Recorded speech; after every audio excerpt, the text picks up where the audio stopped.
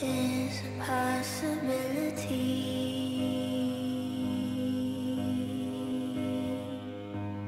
There's a possibility. All that I had was all I gon' get. There's a possibility. There's a possibility. Bonjour, bienvenue dans mon petit logement pour les vacances. Si vous saviez comme je suis heureux d'être en vacances, quel bonheur. Ça fait même pas un an que je travaille et je suis déjà aussi heureux d'être en vacances. Aujourd'hui j'avais envie de vous parler de mes lectures depuis janvier, parce qu'en fait je ne l'ai pas fait depuis janvier. Il y a un certain nombre de lectures qui s'accumulent depuis du coup presque 5 mois, dont certaines dont j'ai envie de vous parler, tout simplement. J'espère que ça va bien quand même, parce que moi là ça a été des semaines compliquées, j'avoue, j'ai vraiment du mal à tout jongler. En tout cas, cet engagement que j'ai pris de faire une vidéo par mois, c'est osé. On est aujourd'hui le 24 avril, je n'ai donc toujours pas de vidéo pour avril, puisque vous êtes actuellement en train de regarder les vidéos pour avril. C'est dire que je suis préparé, efficace, organisé, c'est exceptionnel. Bon, évidemment les choses ne se passent pas comme prévu, mais c'est pas grave, on s'adapte. Et donc aujourd'hui, vous avez un épisode de sitcom. Salut, ici Thibaut, c'est mes lectures. C'est aussi une vidéo où, comme je suis en vacances, j'ai pris des petits plans pour vlogger.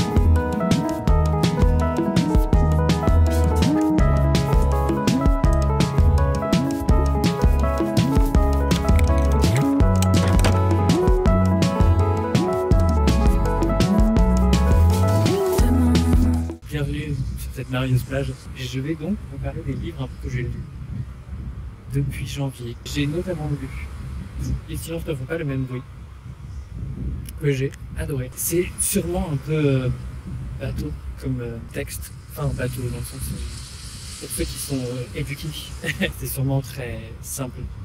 Mais en tout cas moi ça m'a beaucoup parlé, ça m'a beaucoup touché, je me suis beaucoup reconnu dans pas mal de ce qu'il disait. Et j'ai trouvé que du coup c'était un texte important. En tout cas moi ce que je me suis dit en le lisant c'est j'aimerais le faire lire à des personnes qui ne sont pas lire d'une quelconque manière pour que peut-être qu'ils puissent entendre ce que c'est que de ne pas être hétéro dans un monde plutôt hétéronormé. En tout cas je vous le recommande chaudement parce qu'il m'a un petit peu refroidi. C'est plutôt le style d'écriture. J'ai pas trop aimé le tutoiement tout du long et puis dans l'ensemble j'étais pas très sensible à son écriture, ce qui est marrant parce que j'ai été très sensible au texte dans l'ensemble. Mais vraiment, sur ce style, j'étais un peu en mode, j'en fais un peu tout avec moi. Voilà, j'ai très mal aux cuisses parce que je suis très mal installé. C'est pas grave. Tant qu'on est sur le thème gay, j'ai lu G.I. Gay, qui est donc une BD qui raconte l'histoire des soldats homosexuels qui se faisaient virer de l'armée américaine. Et j'ai trouvé ça plutôt bien. Alors ça casse pas trop un canard, c'est relativement simple comme histoire et relativement peu original d'une certaine manière, mais c'était très bien fait. J'ai apprécié les dessins, j'ai apprécié l'histoire. Enfin voilà, je savais pas effectivement qu'il y avait eu toute une loi, comme l'indique la BD, qui interdisait aux gays d'être dans la rue. Et je vais vous parler de Mungo que j'ai lu, pareil, début d'année. J'ai lu en début d'année et alors là, je sais que c'est horrible comme histoire, mais qu'est-ce que j'ai aimé. C'était vraiment extrêmement beau. Là, j'ai pas du tout trouvé qu'il en faisait trop dans l'histoire et trop dans le style, dans la lyrique. Ça collait parfaitement à ce qu'il voulait raconter. Et c'est intéressant parce que, bon, vous avez tous vu la couverture un peu suggestive chez Pocket. Et Du coup, on s'attend vraiment à ce que ce soit le pire du roman. Alors en fait, objectivement, c'est surtout et avant tout une histoire qui raconte la pauvreté en Écosse et ce que ça fait évidemment d'être dans cette pauvreté, mais il a bien fallu attendre la moitié du livre pour qu'il y ait quelque chose qui se passe d'un temps soit peu dans ce domaine-là. Donc j'ai vraiment adoré. Alors attention, c'est vraiment effectivement un peu dur à des moments, il y a des scènes extrêmement difficiles, mais je sais pas, c'était beau. Il y avait toujours une lumière derrière, il y avait toujours quelque chose de plus. C'était pas juste du trauma pour du trauma un peu noir. Mais en revanche, effectivement, j'ai été un peu choqué par certaines scènes. Je me souviens que j'en avais parlé à mon collègue. Juste, je sais que c'est horrible, mais je dois te parler de cette scène parce que j'ai été trop choqué. Voilà. Pour ceux qui l'ont lu, vous voyez évidemment de quoi je peux parler. Dans le résumé, justement, c'est marqué oui, voilà, c'est une sorte de thérapie de conversion à la dure, etc. Et franchement, je dois vous dire, c'est pas du tout ça. Il faut pas venir en se disant, ah, je vais lire ça. C'est vraiment, encore une fois, le quotidien d'une famille, dans toute son humanité, dans toute sa beauté, dans toute sa noirceur, avec effectivement un passage qui se fait dans un thème que j'appellerais absolument pas thérapie de conversion, mais qui a cette intention-là. Donc voilà, vraiment, je vous le recommande chaudement. Ça, c'est vraiment une de mes grandes lectures de début d'année. On continue dans le mood qui est avec ce que Grindr a fait de nous. Premier livre que j'achète le jour de sa sortie, c'est dire que ça m'intéressait. Concrètement, c'est une sorte d'essai qui analyse un petit peu le fonctionnement de l'application, ce que ça fait sociologiquement sur les gays, ce que ça a comme impact sur les manières d'interagir, comment ça s'inscrit dans une histoire de la rencontre dans le milieu gay, comment ça s'inscrit aussi dans un monde capitaliste avec une application qui cherche à conserver ses utilisateurs. Donc moi j'ai trouvé ça passionnant, j'ai trouvé ça nécessaire pour y avoir un peu passé de temps sur cette appli. Ça fait du bien d'avoir quelqu'un qui vient un peu mettre des mots sur ce qu'on y voit, un peu qui vient mettre des mots sur nos comportements, sur nos interactions, et qui vient un petit peu d'une certaine manière légitimer nos ressentis, en tout cas les miens, qui étaient que c'est quand même pas une application facile, une application très saine par moment. Je vous le recommande vraiment vivement. Après, c'est évidemment un livre qui va s'adresser vraiment à un certain type de personnes. Donc bon, faut faire avec. Si ça vous intéresse pas, vous lancez pas, quoi. C'est un peu logique. Tiens, j'ai lu aussi le top 5 d'Heartstopper. Dans l'ensemble, le thème un peu de cette vidéo, ça va être que je me souviens pas de ce que j'ai lu de janvier à maintenant. Il y a beaucoup de lectures que j'ai oubliées. Le tome 5 de Heartstopper est un peu oubliable. Enfin, par rapport à toutes les autres lectures que j'ai lues, justement dans ce monde gay, c'est cute, hein, c'est sympa, mais ça casse pas trop place dans le canard et je sais pas, je suis peut-être un petit peu moins dans le côté cute de la chose. Voilà. Mais c'est bien, hein, c'est clairement pas nul, c'est très sympa. J'ai pas été révolutionnairement impacté. Après, j'ai quand même mis 5 étoiles sur le Goodreads. Donc bon, c'est qu'à ce moment-là, j'ai trouvé ça bien. J'avais écrit, j'aimerais être cynique et dire que c'est de la merde, illusoire, mais j'aime bien, c'est très agréable que ce soit simple et sincère. En fait, c'est ça, effectivement, c'est sincère. Et ça me fait du bien.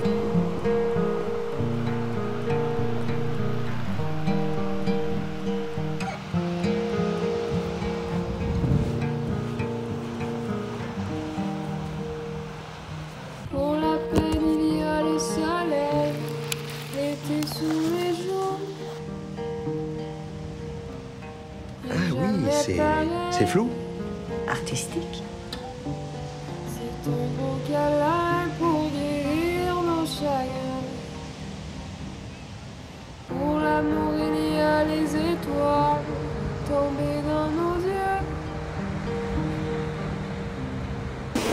Malheureux, dans un beau câlin, on guérit nos chagrins. T'es allongé sur le sable, le nez des sourires sur la plage. Ok, j'ai envie de vous parler de Anne de Green Gables que j'ai lu au tout début puisque j'ai regardé pendant les vacances de Noël la série Anne with an E. J'ai donc lu le premier tome que j'ai vraiment beaucoup aimé au début, vraiment beaucoup aimé à la fin et au milieu, j'ai préféré la série. Je suis fan de l'actrice qui joue Anne et je trouve que du coup le personnage d'Anne en était presque un peu moins lumineux dans le livre et c'est vrai, je suis aussi tout particulièrement fan du personnage de... Oh, et ça va m'échapper son prénom, la tante qui l'adopte, qui n'est pas sa tante, la mère adoptive, qui est, je trouve, très bien jouée dans la série. Je me suis particulièrement attaché à son cheminement, comment elle s'ouvre petit à petit à Anne. Et dans le livre, elle est un peu plus désagréable, je trouve, à apprécier, parce qu'elle est un peu plus désagréable envers Anne et elle cache volontairement l'affection qu'elle a pour elle. Et c'est vrai que j'étais un peu en mode... Meuf, t'es qui? Enfin, c'est bon là. Bref. En soi, c'est un très beau livre. Je suis curieux de voir la suite pour le coup. Je me suis vraiment attaché au personnage. J'ai vraiment beaucoup aimé les descriptions et les émotions qu'il y avait dans ce roman. C'est très chaleureux, donc c'était très chouette. Vraiment, c'était une chouette lecture. J'ai voulu lire après ça un livre un peu plus avec de l'action, un peu plus entraînant. Et je me suis dit, tiens, une histoire naturelle de dragon. Pourquoi pas? Et je ne l'ai pas fini. J'ai abandonné ce livre. Et pour vous dire, j'avais oublié que je l'avais lu. J'ai quand même un peu préparé cette vidéo en amont et je me suis dit tiens alors qu'est-ce que j'ai lu, etc. Et j'avais complètement oublié que j'avais lu ce livre. Ce qui me fait me dire que je peux vraiment abandonner la chose puisque vraiment je m'en contrefous de cette histoire. C'est d'ailleurs c'est ce que je vois là sur Goodreads. J'ai marqué l'histoire m'en touche une sans faire bouger l'autre. Et les personnages, c'est vrai que je m'en foutais aussi complètement. Enfin vraiment je ne me suis attaché ni au personnage principal de Lady Trent qui pourtant était apparemment hyper drôle, hyper sassy, etc. Franchement je trouve qu'on s'emmerde. Les dragons, on s'en torche. Enfin il n'y a pas d'histoire. C'est un pseudo-plot. Enfin je suis désolé. Je suis très critique, mais vraiment, je me suis fait chier, quoi. C'est le deuxième livre avec une couverture plutôt stylée, celle-là tout particulièrement avec un dragon, qui me déçoit autant. Je crois qu'il va falloir que j'arrête avec les dragons. Apparemment, ça ne passe pas. Bref, je vous le recommande pas parce que je trouve honnêtement qu'il ne tient pas sa promesse de livre divertissant. C'est pas assez divertissant à mon goût. En fait, on s'emmerde. Enfin, vraiment, elle est là, faire ses petits croquis. Alors oui, il y a toute la question féministe de une femme dans un domaine scientifique. Ok. Je trouve pas ça particulièrement bien traité. Je trouve que c'est pas particulièrement intéressant, la manière dont c'est amené. Et juste, je m'en fous de Lady Trent. J'ai vraiment décidé de défoncer ce livre aujourd'hui. Je sais pas pourquoi, mais j'ai pas aimé. Voilà. Alors... Il n'y a pas beaucoup de romans à vous présenter dans cette vidéo puisque j'ai décidé, suite à ma vidéo du challenge Nick Tes Peurs, de lire le livre que j'avais prévu pour janvier, à savoir un livre qui nous fait peur par sa taille, et c'était Jérusalem d'Alan Moore, qui est donc un livre qui fait 2000 pages, et j'en ai lu 1000. J'ai mis plusieurs mois pour le faire. Je n'en peux plus. Je n'en peux plus. Je l'ai mis en pause parce que je n'arrive pas à l'abandonner, j'arrive pas à prendre cette décision de me dire que j'ai lu 1000 pages pour rien. Je suis tellement avancé que je peux devenir une personne qui aura lu ce livre, mais c'est le seul moteur, quoi. C'est-à-dire que je vais essayer de vous décrire l'expérience de lecture de ce livre et je trouve que l'image que j'avais utilisée pour en parler à des amis, c'était cette scène dans Mathilda où la directrice méchante force un élève à manger du gâteau au chocolat extrêmement lourd. Eh ben j'avais l'impression que c'était ça.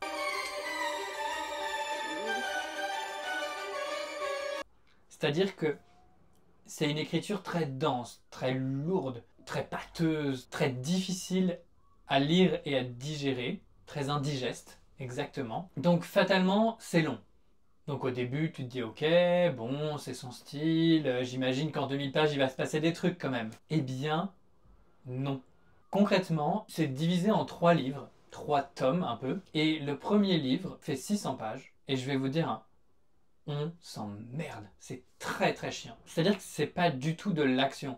On suit chaque chapitre un personnage plus ou moins lié à une famille importante dans l'histoire de la ville qu'on suit, à savoir Northampton, qui est la ville d'Alan Moore. Chacune de ces nouvelles, parce que du coup c'est un des chapitres qui font 50 pages, enfin tout est surdimensionné, c'est insupportable. Tous ces chapitres, on suit un personnage dans son quotidien et parfois, il va y avoir un truc un peu chelou, parfois pas. On ne sait pas trop pourquoi. Et à chaque fois qu'il y a un petit truc chelou, tu te dis ok, intriguant, allez, dis-moi en plus, etc. Puis vers la fin du tome, donc des 600 pages, tu te dis ok, je commence à repérer les différents personnages, on voit qu'il a envie de tisser vraiment une sorte de saga familiale sur des générations. Ok, why not? Puisque dans l'introduction, on suit 2 enfants qui sont en fait issus de cette famille et qui partagent sur le fait qu'ils ont vécu tous les deux des expériences assez étranges dans leur enfance, dont une qui nous est racontée en introduction. Et vraiment l'intro, j'étais pris dedans. Alors c'est toujours dense, long et dur à rentrer dedans, mais j'étais intrigué. Donc j'ai vraiment eu du mal à continuer dans le livre 2. Et là, il se passe des trucs. Alors là, pour le coup, c'est intéressant. Là, c'est intriguant. Là, je me suis dit, ok, c'est ça que je voulais lire depuis le début. Bon, let's go, on y va, très bien. Dans le tome 2, on va suivre un des deux personnages de l'introduction pendant justement un de ces récits étranges qu'on va développer sur tout un tome. Et là où au début, c'est très intriguant et il y a pas mal d'action, ce qui est pas du tout le style du roman jusqu'ici, donc c'est très rafraîchissant. Après quelques chapitres, donc après quelques centaines de pages, puisque chaque chapitre fait 50 pages, et on revient à une sorte de routine emmerdante où il se passe rien. Donc juste pour ma survie, j'ai arrêté de lire parce que j'avais plus aucune envie de lire et même plusieurs semaines après, j'avais encore du mal à lire. Ça m'a vraiment pourri mon désir pour la lecture tellement c'était écœurant comme lecture. Et en même temps, j'ai du mal à me dire qu'il faut que j'arrête. Alors là, m'entendre dire quand même, à m'entendre résumer un peu mon expérience de lecture, je me dis que vraiment il faut que j'arrête. C'est lunaire de... c'est lunaire de continuer comme ça, mais bon. Le fait est que il est toujours sur ma table de nuit. La couverture, je vous montrerai peut-être une photo. La couverture est abîmée tellement je l'ai trimballée et on voit même plus l'image parce que du coup, la peau, la sueur, je sais pas, quelque chose a enlevé la pigmentation sur le papier. J'ai même, pour vous dire, alors que je déteste Amazon, décidé de m'abonner à Audible pour avoir un putain de token gratuit et pouvoir prendre ce livre qui coûte super cher parce qu'il fait 60 heures en livre audio. Et même en livre audio, c'était dur. Alors déjà, c'était en anglais parce qu'il n'y a pas de livre audio en français, ce que je peux comprendre. Mais du coup, tout était une épreuve. Tout est une épreuve dans ce livre. Et j'ai pas envie d'être le mec qui, à la fin, justifie le fait d'avoir traversé 2000 pages de torture en disant « Non mais vous comprenez pas, c'est un chef-d'œuvre et tout ». Alors que non, en fait, c'est chiant, il n'y a pas d'histoire, on s'emmerde, il y a vaguement des personnages intéressants, il y a vaguement un lore intéressant, il y a des scènes intéressantes. On sent qu'il a des idées et qui seraient des bonnes idées, mais juste, c'est trop dur. Donc voilà, pour le moment, je m'arrête là. Et je m'étais dit que j'allais lire des livres courts après, un peu plus simples. Et j'ai choisi un peu au pif Le démon de la colline aux loups de Dimitri Rouchon-Bory. J'ai pas choisi le livre le plus simple à lire. Décidément, en ce moment, c'est difficile la lecture. J'ai du mal à retrouver un vrai plaisir de lire. Et c'est vrai que j'ai trouvé ça superbe comme œuvre, notamment dans ce style littéraire, dans cette voix que l'auteur a réussi à créer autour de son personnage. Mais qu'est-ce que c'est dur aussi. Au début, vraiment, j'étais là. Là, on arrête. Enfin, c'est vraiment... cette expression-là, le trauma porn, où tous les traumas, allez hop, on les met, on y va, on les rajoute. Enfin, c'était trop, c'était difficile à lire. Physiquement, c'est rare quand même que ça me fasse ça, mais là, j'ai été choqué quand même vraiment par ce que je disais. Et petit à petit, on se fait à la poésie, à la beauté, à la lumière de ce... C'est vrai, je vous ai pas raconté l'histoire. C'est l'histoire donc d'un, je crois condamné à mort, mais en tout cas d'un prisonnier qui cherche la lumière en fait, qui nous raconte ce qui lui est arrivé et ce pourquoi il en est là, et qui cherche à trouver le sens de la vie, le sens dans toutes ces actions qu'il a faites, ces actions qu'il a subies, comment trouver un peu d'amour dans ce cercle de violence dans lequel il est pris. Pour ça, c'était magnifique comme réflexion. Maintenant, c'est vraiment un livre difficile. Au final, j'ai vraiment beaucoup aimé, j'ai trouvé ça très beau et j'ai été très touché par ce cheminement vraiment, et par ce désir profond de vouloir trouver un sens, de vouloir trouver de la beauté, de vouloir trouver de la lumière dans la noirceur. Donc, je vous le recommande, mais attention, c'est difficile. Et on va finir avec 2 romans plus simples, plus légers, qui sont les 2 derniers tomes de la saga La Maison des Jeux, Le Voleur et le Maître, que j'ai emprunté à la bibliothèque. Si vous me connaissez bien, je me suis engagé à ne pas emprunter de romans à la bibliothèque, parce que j'ai une pile à lire tellement grosse que j'ai pas besoin de lire d'autres livres. Et là, j'étais tellement dans un désarroi de lecture de je n'ai plus envie de lire, je ne sais même plus ce que j'ai envie, je suis perdu, je suis trop fatigué, blablabla, que quand j'ai eu une étincelle de désir à la médiathèque, je me suis dit, on y va. On la prend, on s'accroche à ça. Et du coup, j'ai lu les 2 derniers tomes, donc j'ai lu Le Voleur et Le Maître, l'un à la suite de l'autre. J'ai vraiment extrêmement aimé Le Voleur, je pense que c'est mon tome favori. Là-dedans, on suit une partie de cache-cache entre 2 joueurs de la Maison des Jeux. La Maison des Jeux, c'est donc un lieu où se jouent des parties avec des enjeux un peu plus importants que le casino par exemple, où on peut jouer des années de sa vie, on peut jouer son trône, on peut jouer son goût de la fraise apparemment. On suit des différents personnages sur chacun des tomes, avec une sorte de fil rouge un peu qui lie ces 3 tomes ensemble. Dans chacun des tomes, on suit une partie avec des enjeux différents.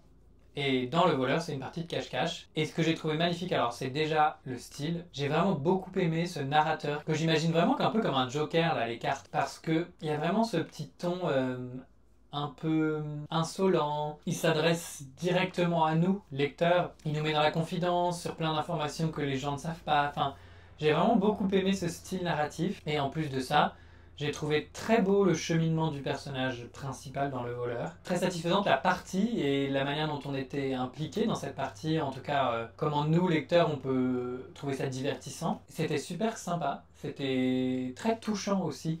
Chose que je m'attendais pas trop à trouver. Il y a quelque chose de très beau. Un peu comme dans Le Démon de la colline aux loups. Il y a un peu cette quête de sens, cette quête d'humanité. Et plutôt cette humanité qui lui tombe dessus à ce personnage principal, qui lui fait repenser le jeu. Donc... Putain, je viens de comprendre un truc. Dans Le Voleur, il y a une interaction entre 2 personnages qui n'a pas d'aboutissement. En gros, c'est un personnage qui lui dit « Ok, est-ce que tu pourras faire ça ?» Et je viens de me souvenir d'un moment dans le tome 3, où en fait, c'est ce qui se passe. Pardon, je peux pas vous en parler, évidemment, je vous spoil tout. Mais je suis très content de mettre ce détail en vous parlant du livre. Ok, et le maître, pour le coup, j'ai été un peu déçu parce que on perd ce narrateur. Donc pour moi, on perd une grande partie de mon plaisir. Et en plus de ça, c'était vraiment chiant. Enfin, c'est-à-dire que c'était une série d'événements, donc ça se veut être une partie d'échecs cette fois-ci, avec des enjeux encore plus grands. Et donc on suit un enchaînement de mouvements. Alors là, c'est pas des pièces sur un plateau, c'est une armée en Afrique, c'est... des hackers en Tunisie, que sais-je. C'est assez peu intéressant à lire. Ce qui fait que j'avais qu'une envie, c'était d'avoir la fin du livre, la confrontation. Est-ce qu'ils vont se mettre l'un l'autre échec et mat? Sinon, le cœur du roman, heureusement qu'il est pas long, parce que sinon on s'emmerde un peu, quoi. J'avais vraiment du mal à y retourner. Cela étant dit, la fin est quand même satisfaisante. Elle vient boucler la boucle un peu des réflexions qu'il y a autour de la maison des jeux et de quel est l'intérêt de pouvoir jouer de telles choses. Quelle serait l'alternative si les gens ne faisaient pas ça? C'est intéressant un peu cet angle philosophique. Après, est-ce que la saga vaut le coup en tout? Puisque maintenant je l'ai lu en entier. Oui, je dirais que c'est court, c'est sympa. C'est une autre approche de la narration puisque c'est vraiment des parties de jeu qu'on lit. Et c'est des personnages qui, dans ce format court, on apprend vraiment à les apprécier. Donc il y a quand même quelque chose que Clarnos réussit, c'est vraiment à nous intégrer à la pensée du personnage et à son vécu, à ses réflexions, tout en restant très pudique. J'ai trouvé ça plutôt réussi. Voilà. C'en est fini pour les romans. Je suis en train de lire Après toi les ténèbres, que j'ai aussi emprunté à la bibliothèque, suite au conseil de Cornelius, qu'il avait vraiment beaucoup aimé. Je me fais un peu chier. Décidément, j'ai fait les mauvaises pioches là ces derniers temps. Parce que ce que je cherche depuis plusieurs semaines, depuis que j'ai terminé La torture de Jérusalem, c'est un livre entraînant, un peu comme me l'avait fait Vita Nostra, où j'arrivais pas à le lâcher, quoi. Là, je m'emmerde un peu. C'est pas du tout nul, ça, loin de là, mais voilà. Je vous dirai un peu ce que j'en ai pensé à la fin. Je vais vous laisser là, puisqu'il faut que j'aille chercher ma pizza. Je vous reprendrai à un autre moment pour vous parler des graphiques, puisque j'en ai lu un certain nombre, parce que c'était un peu mon seul plaisir quand je lisais Jérusalem. En gros. Voilà, merci beaucoup. Si la nuit m'écoute, si le passé me parle d'autre vie,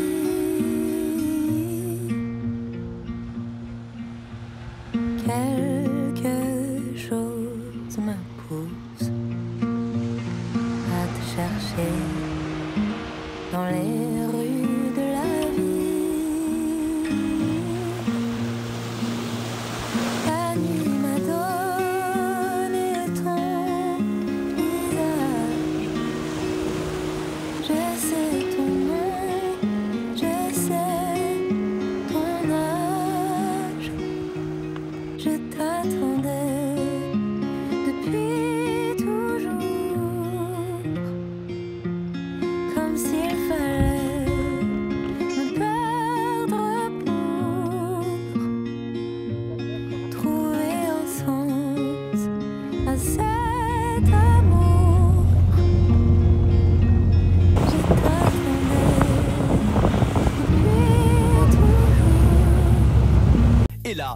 c'est le drame.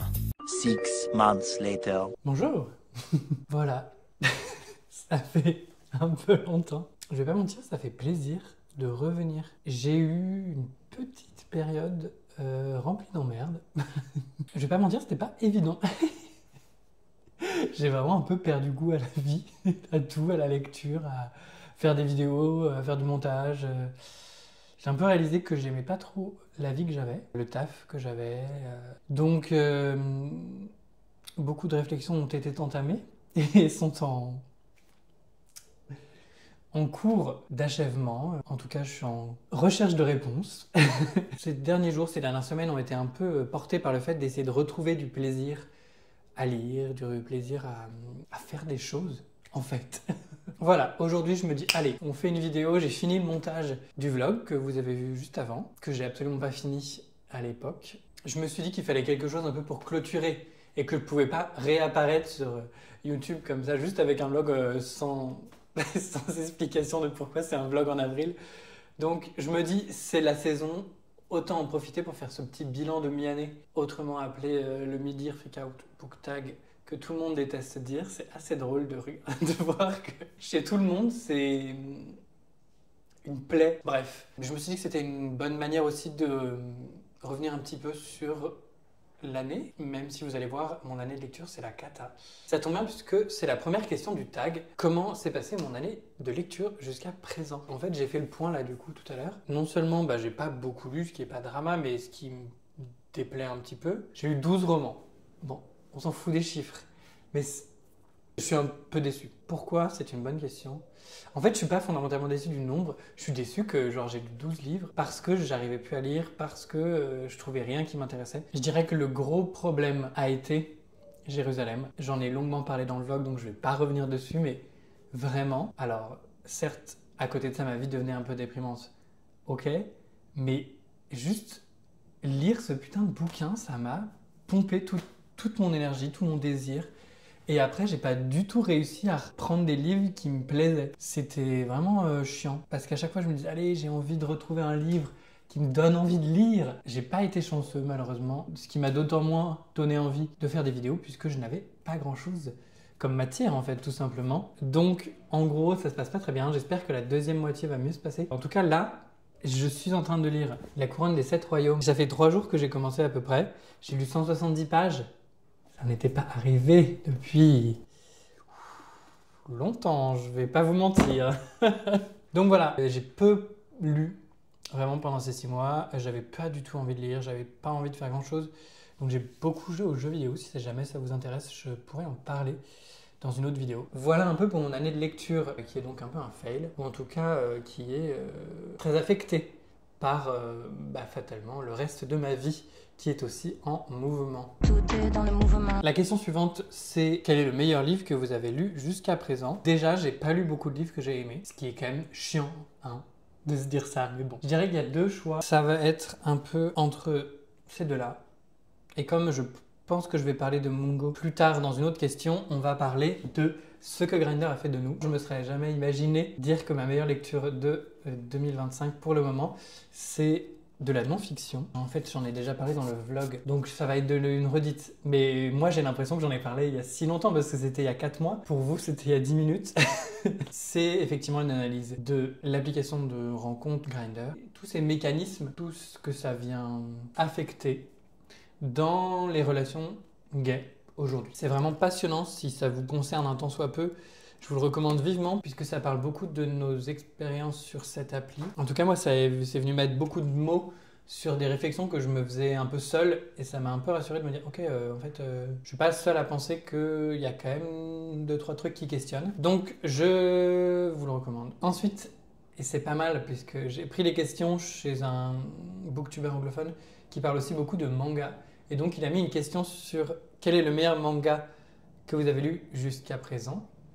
Et ça tombe bien puisque j'en ai lu pas mal et je voulais notamment vous parler de Blue Flag que j'ai enfin lu puisque je le cherchais avidement à la bibliothèque et je crois qu'en fait c'est juste qu'il était à un autre endroit sur l'étagère pendant des mois et que je ne les voyais pas. À chaque fois que j'arrivais, j'allais voir au même endroit, est-ce qu'ils sont là et tout, et je crois qu'ils les ont juste bougés un jour. Et du coup, j'ai pas pensé à regarder autre part. Bref, Blue Flag, ça raconte l'histoire de 3 lycéens, mais je dirais surtout 4. Un groupe de lycéens, puisqu'en fait, il y a d'autres personnages qui prennent de l'importance au fil des tomes, qui s'approchent de leur fin de lycée et qui sont confrontés aux grandes questions de qu'est-ce que c'est la vie, qu'est-ce qu'on va en faire, qu'est-ce que c'est l'amour, qu'est-ce que c'est qu'une relation. Il y a évidemment aussi des questions autour de la sexualité, comment la comprendre, comment la vivre, qu'est-ce que ça peut faire vivre comme conflit aussi. Et ça vient de nous chercher beaucoup sur les préjugés qu'on peut avoir sur les gens. J'ai trouvé les personnages extrêmement attachants dès le départ, dès le tome 1. C'est une série en 8 tomes. Donc en plus c'est super court, vraiment, n'hésitez pas à la lire. C'est vraiment de la tranche de vie, enfin c'est pas du tout comme les yaoi, là où il y a du cul un peu partout. Là c'est juste une histoire de lycéen où ça va parler de thématiques de sexualité et ça parle aussi beaucoup de ces crushs qu'on peut avoir et à quel point parfois c'est d'autant plus douloureux qu'on sait que ça ne peut pas arriver pour des raisons très évidentes. Donc non vraiment, je vous le recommande vivement. À la base, le récit commence quand ces deux personnages-là reconnectent après avoir été amis d'enfance. Ils se retrouvent en fait dans la même classe avec cette nana-là et elle qui est amoureuse de lui va demander à lui de l'aider à le draguer lui. C'est clair ? Non. Vraiment, c'était une très belle histoire, très touchante, qui va dans des endroits assez profond par moment et assez sombre. Hein. C'est pas toujours très joyeux, mais ça garde toujours une lumière, ça garde toujours un peu de joie. Et vraiment, c'était très beau. Et c'est très intéressant, j'ai trouvé, parce que... Alors, j'ai entendu dire, hein, je suis loin d'être un expert là-dessus, mais il me semble quand même que la sexualité, et notamment l'homosexualité au Japon, c'est quand même relativement peu public et peu plébiscité, ou en tout cas ça se discute pas trop en société. Et je trouve que ça se sent beaucoup dans Blue Flag, puisque tout le long du récit, il n'y a jamais le mot homosexualité en tant que tel qui est prononcé par un des personnages. C'est beaucoup de circonvolutions pour ne pas dire gay par exemple, et c'est assez intéressant de voir ça. Je me demande si c'est parce qu'il fallait camoufler tout ça pour être publié, et peut-être être publié avec en cible un public plutôt jeune. Parce que pareil, il n'y a aucune scène explicite de démonstration d'affection entre deux personnes du même sexe. Bref, ça m'a intéressé. Voilà. Si vous en savez plus que moi sur cette question de l'homosexualité au Japon, je serais hyper curieux si vous avez des livres, des vidéos, des articles, voilà, ça m'intéresse. Ensuite, quelle est la meilleure suite que vous avez lue jusqu'à présent en 2024 ? Eh bien, ce serait pour moi Le Voleur de Claire North, qui est le 2e tome de la Maison des Jeux. Pareil, j'en ai parlé dans mon vlog juste avant, donc je vais essayer de ne pas être trop dans la redite, mais au final, de tous les livres que j'ai lus pendant ce semestre, c'est un de ceux qui me reste le plus en tête, et il se trouve que c'est une suite, donc ça tombe parfaitement pour cette question. Ce qui me reste en tête, c'est vraiment l'humanité du personnage qui fait donc cette partie de cache-cache, et à quel point les rencontres qu'il va faire pendant cette partie de cache-cache et d'une manière très pudique, vraiment on le voit pas vraiment changer. En tout cas, on ne l'accompagne pas dans ses réflexions à l'intérieur de sa tête, mais on le voit petit à petit changer. Je sais pas, il y avait une grande humanité dans ce livre qui pour autant est une histoire où des gens jouent une partie de jeu en utilisant des êtres humains comme pièces. Donc c'est très déshumanisant justement, c'est très objectivant. Et je pense que c'est tout l'intérêt du livre, hein, de montrer les dérives d'une telle pensée. Mais je sais pas pourquoi, justement peut-être parce que c'est pudique, mais je suis d'autant plus attaché à ce personnage. Voilà, donc comme j'ai pas lu beaucoup d'autres suites et que les suites que j'ai lues vont plutôt arriver dans d'autres questions, ça me paraît une bonne réponse. Ensuite, c'est quelle est la nouvelle sortie que vous n'avez pas encore lue mais que vous aimeriez lire, et quel est le livre que vous avez entendu le plus pour le second semestre. Et comme j'avoue, moi je suis pas du tout au fait des sorties et je m'entorche un peu, je les ai barrés. Vous n'aurez donc pas mes réponses à cette question-là. Comment allons-nous faire ? Je ne sais pas. Ensuite, quel est le pire livre que vous ayez lu jusqu'à présent en 2024 ? Et là, j'en avais un peu plus. Et pour être très honnête, je sais que vous avez envie que je dise Jérusalem parce que ça paraîtrait évident, mais il y a quand même 2-3 trucs dans Jérusalem qui sont bien, sinon j'aurais pas tenu 1000 pages. Alors que dans Une histoire naturelle de dragon, il n'y a rien à garder, je suis désolé, à part la couverture. Je suis allé quand même aux 2 tiers, mais j'ai pas réussi à finir parce que je m'emmerdais. Je sais que j'en ai déjà aussi parlé dans le vlog, donc je vais restreindre ma réponse. Mais déjà, j'oublie tout le temps que je l'ai lu. C'est quand même, je trouve, un bel effort. Et je n'ai pas aimé les personnages. Je ne comprends pas comment on peut faire une histoire qui parle de dragons et être aussi peu excitante. Je comprends pas comment tout le monde trouve génial Lady Trent. Enfin, elle n'est pas intéressante, je suis désolée, ça n'est pas intéressant pour moi. Ça n'est pas très intéressant. Ça collait pas du tout avec ce que je cherchais à l'époque, malheureusement. Et j'y vois très peu d'intérêt en fait. Ça se veut pseudo-politique alors qu'on n'est pas là pour ça. On est là pour ça. Des dragons. Merci Marie Brennan pour cette tentative. Et je ne comprends pas vraiment le succès de ce livre parce que je trouve ça même pas divertissant parce que je m'en fous que ce soit pas le prix Nobel en fait de littérature, mais que ce soit au moins un peu entraînant. Quelle est la plus grande déception jusqu'à présent? Et pareil, je pourrais mettre Jérusalem, mais j'avais tellement peur avant de le commencer que je sais pas si on pourrait dire que c'est une déception puisque au final j'avais raison d'avoir peur. Je vais plutôt répondre autre chose, et ça c'est une nouveauté puisque vous ne savez pas que je l'ai lu. C'est Migrant, le 3e tome des Métamorphoses de Marina, et c'est un gars d'Atchenko. Si vous saviez comme je suis déçu. En fait, malheureusement, ils n'ont pas du tout réussi à recréer le chef-d'œuvre de Vita Nostra, que ce soit dans Numérique ou dans Migrant. Et on sent en fait vraiment qu'ils veulent réfléchir sur des sujets bien précis et qu'ils utilisent le symbolisme en fait pour ça. Et ça, j'adore. Je suis fan. C'est d'ailleurs pour ça que j'ai lu Migrant. C'est que dans cette optique de retrouver goût à la vie et goût à la chaîne YouTube, il y a une vidéo que je veux faire depuis très longtemps et qui était un peu la seule chose qui me donnait envie quand je pensais à la chaîne YouTube, c'était de faire une sorte de dissertation autour de ces thématiques et de ces réflexions de la trilogie des Métamorphoses. Et du coup, pour ça, il fallait que j'ai lu au moins les 3 tomes. Du coup, j'ai acheté ce tome-là. Toujours est-il que du coup, le problème de ce livre, c'est que ça n'en est pas un.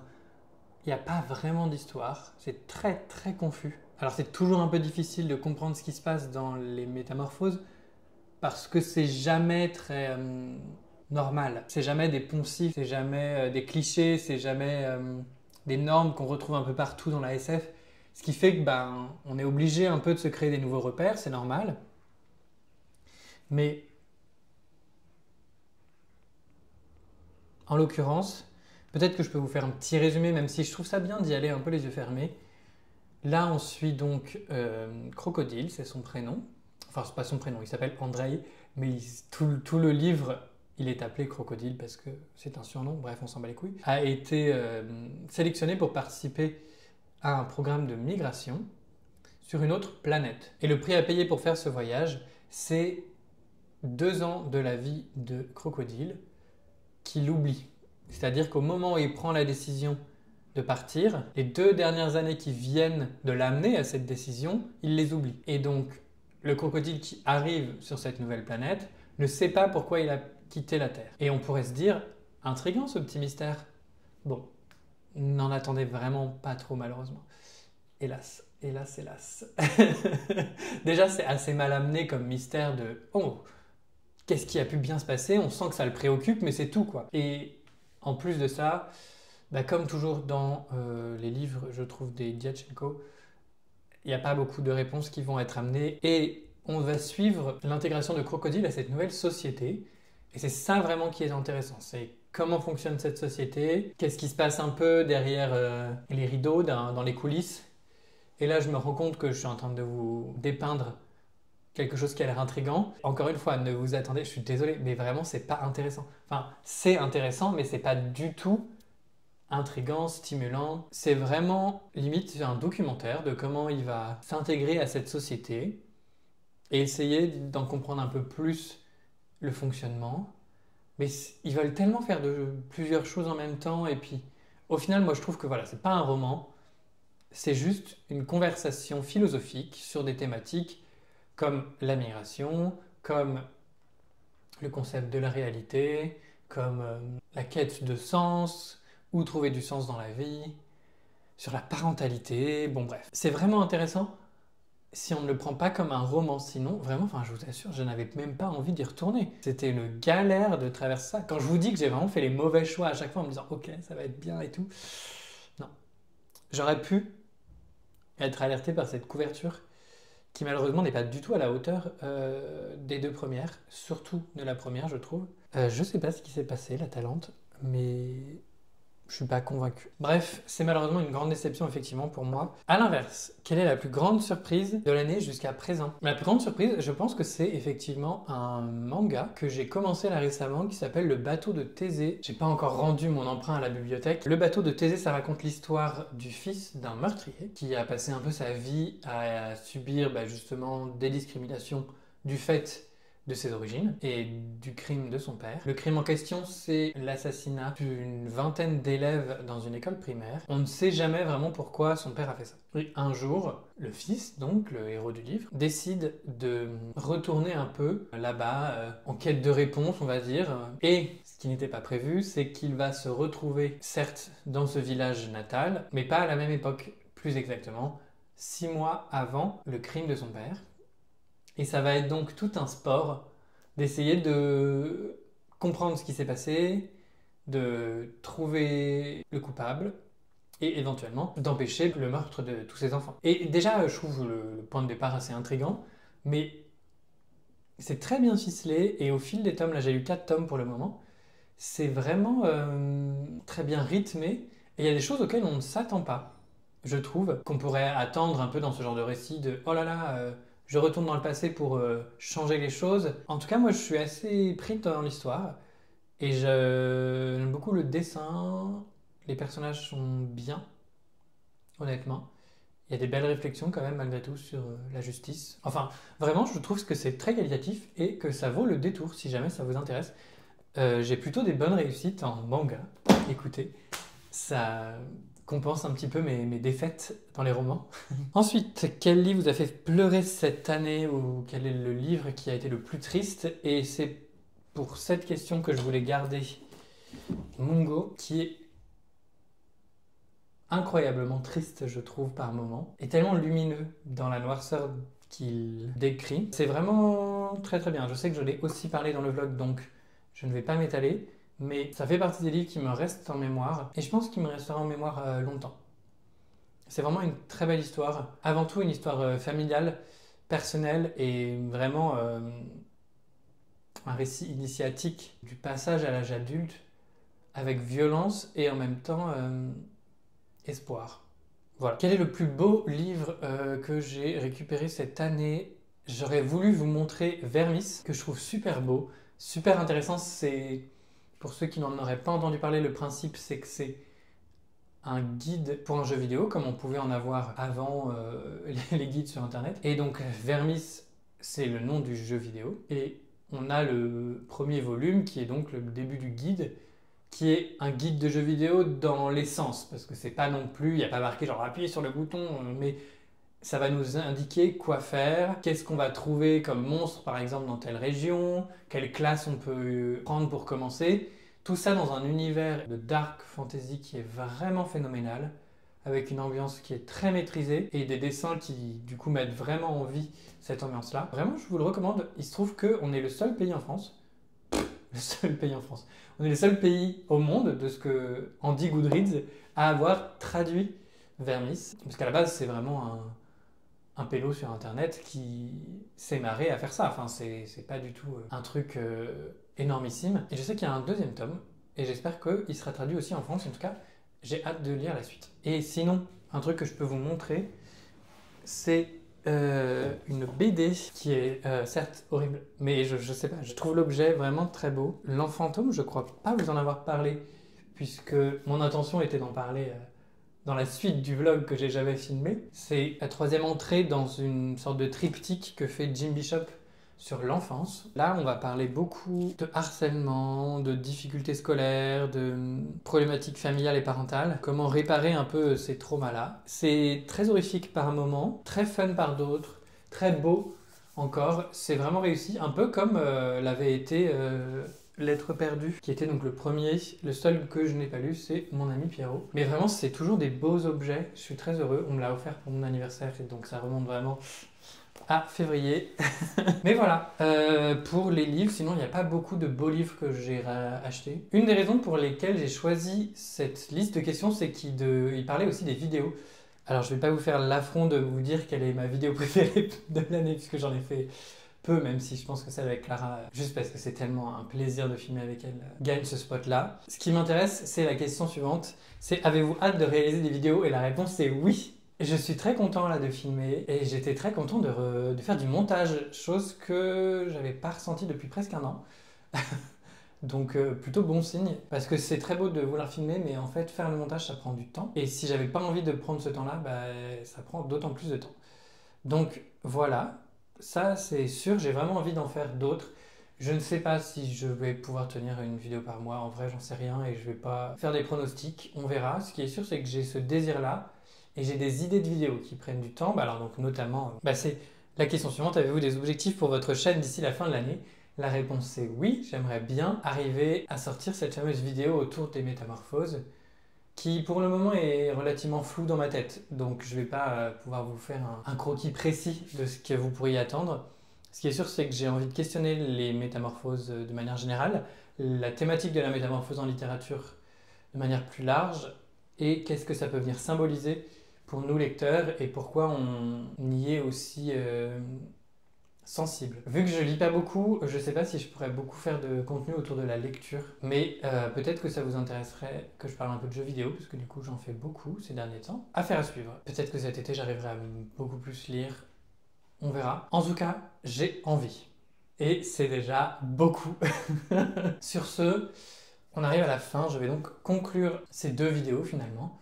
Merci à tous ceux qui n'ont pas disparu de mes abonnés, c'est-à-dire presque tous en fait. Merci d'avoir cru que j'allais revenir et d'avoir attendu patiemment et de ne pas m'avoir harcelé parce que je ne tenais pas... En même temps, je me mets à votre place, à aucun moment je ferais ça pour quelqu'un, mais de mon point de vue, je me dis ah c'est quand même pas très cool, mais en vrai c'est fou comme on se croit le centre du monde alors que... Je suis sûr que la plupart d'entre vous étaient un peu en mode « Ah oui, c'est vrai, il y avait pas de vidéo. » Alors que moi, j'étais « Non, c'est pas vrai. Oh là là, pas de vidéo ce mois-ci. Comment vont-ils faire ?» Toujours est-il que je suis content d'avoir filmé. J'espère que cette vidéo vous aura plu, que vous serez content de me revoir sur vos petits écrans, ou vos gros écrans, d'ailleurs. Je vous dis, je l'espère, à bientôt. Peut-être pas à très vite, mais à bientôt, c'est sûr, pour de nouvelles aventures. On verra. Allez, bye. Go.